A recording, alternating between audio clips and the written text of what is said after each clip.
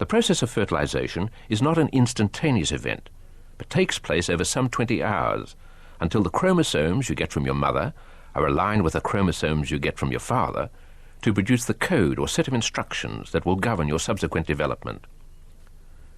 At this stage, however, the set of cells are still in an undetermined state, in that they can develop in a number of different ways.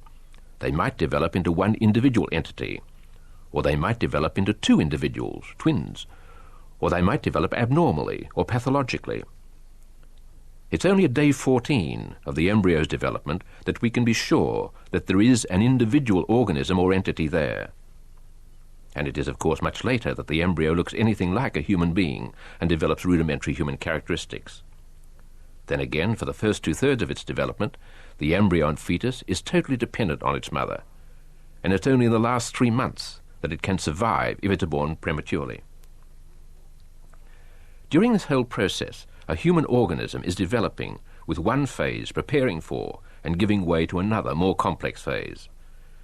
As the United Kingdom Warnock Committee put it, once the process has begun, there's no particular point of the developmental process that is more important than another. All are part of a continuous process, and unless each stage takes place normally, at the correct time, and in the correct sequence, further development will cease. There's no doubt that this developing organism is, biologically and genetically speaking, a member of the species Homo sapiens, and not of some other animal species.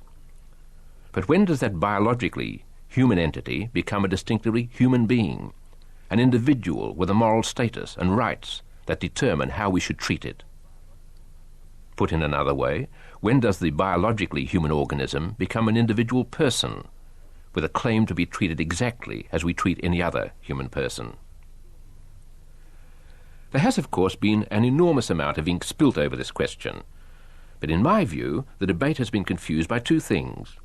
First, it's been supposed by people on both sides of the discussion that we can argue directly from biological and scientific evidence about the development of the human embryo to a non-biological and non-scientific conclusion about the moral status and rights of the embryo.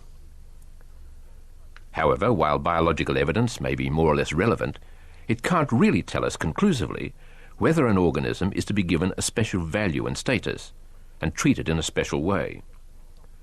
One can't, as a matter of logic, base philosophical and moral conclusions about the human person directly on scientific evidence. I think, then, it's a vain hope that we'll be able to determine when a human person comes into existence simply by inspecting the biological and genetic evidence about the development of the embryo. Even if we agree that an individual biological entity emerges at day 14 with the formation of a rudimentary nervous system, this doesn't tell us whether that individual entity is a person with a distinctively moral value and status.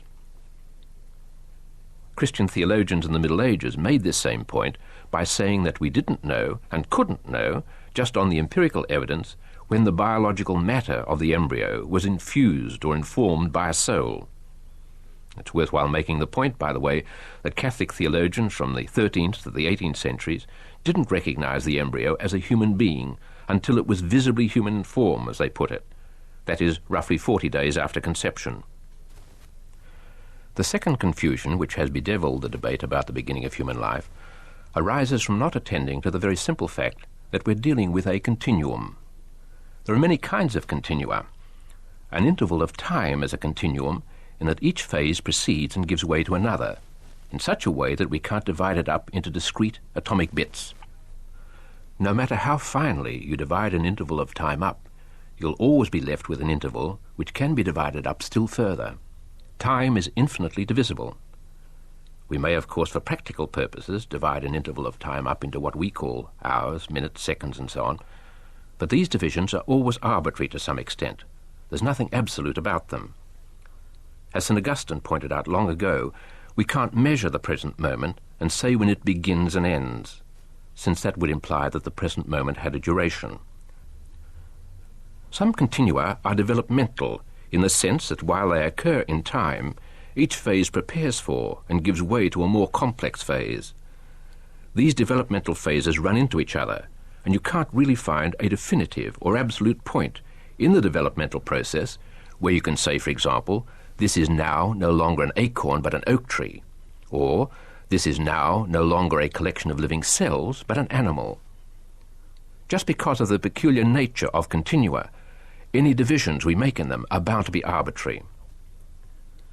We're all aware of this simple and obvious fact in the development of human beings after birth. So we distinguish in a rough and ready way between infancy, childhood, adolescence, and adulthood.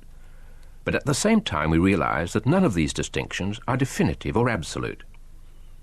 In our society we select 18 as the age when a person is deemed to be an adult. But there's nothing mystical about 18. It's just that for practical purposes, allowing people to vote or to get married, we need to have some defined age limit, and so we choose 18. The choice is not wholly arbitrary, since obviously 12 years of age would be too young and 25 would be too old. But it remains true that there's nothing special about 18. It's not a definitive event, although of course the fact that 18 has been chosen can have very large consequences. In some countries you can be executed for certain crimes if you're over the age of 18. As I've said, we're quite happy to proceed in this rough and ready or arbitrary way about the developmental phases of human beings outside the womb. But we then imagine that we can be much more precise and absolute about the development of human beings inside the womb.